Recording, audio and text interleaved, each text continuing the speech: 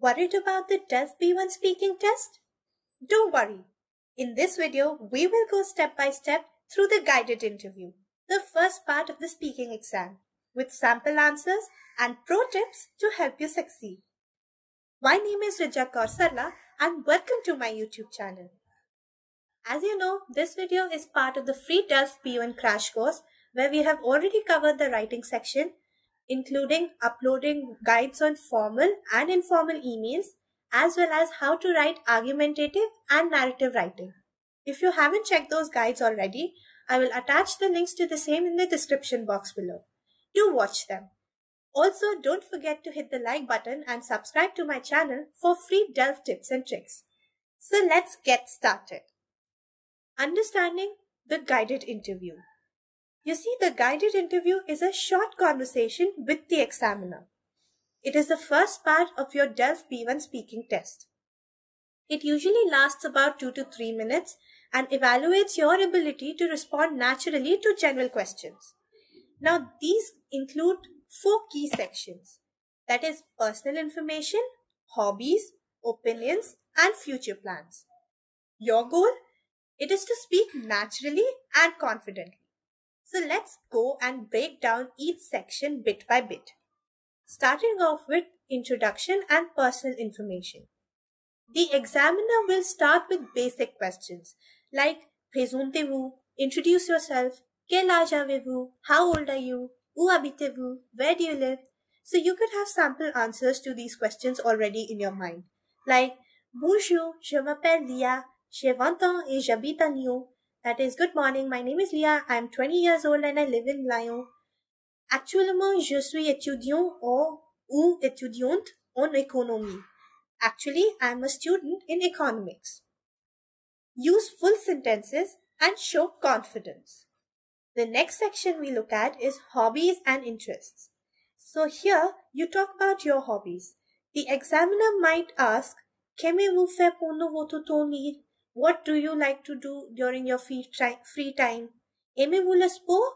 Ou la lecture ou les voyages? Do you like sports, reading or traveling? So you could have sample answers ready again, like j'adore la musique, surtout le jazz, et je joue du piano. That is, I like music, especially jazz, and I play the piano. Or le week-end, je fais souvent du sport, comme le football. The weekend, I often play sports like football. Expand your answers and add details.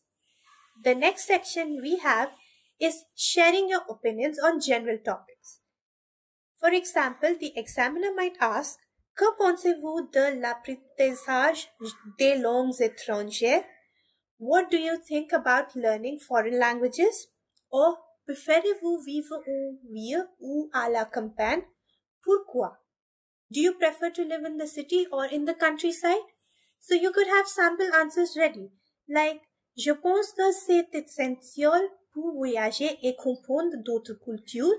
I think that it is necessary to travel and understand other cultures. Or, à mon avis, parler plusieurs langues est un atout pour le travail. That is, in my opinion, speaking several languages is an asset for travel. You see, here you must be ready to use phrases like à mon avis and je pense que. This shows the examiner that you are quite comfortable with the language and talking about general situations and topics. And finally, we have the section about future plans and aspirations. Questions like, quels sont vos projets d'avenir?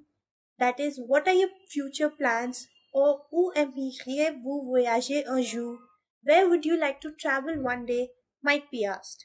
So you could have answers like, dans le futur, j'aimerais travailler dans le tourisme et voyager. In the future, I would like to work in tourism and travel.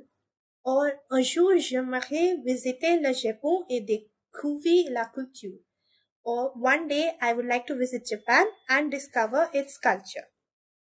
You see here, you're expected to use the futur simple and conditionnel. Finally, this is a checklist with key takeaways where I recommend you to stay calm and confident, speak naturally, expand your answers, use connectors like W and au fait, and keep speaking even if you make a mistake. Give detailed answers, and finally, show confidence. So this is it for this part of this video. Good luck with your DELF B1. If you found this useful, like, subscribe and comment below with any questions. Merci!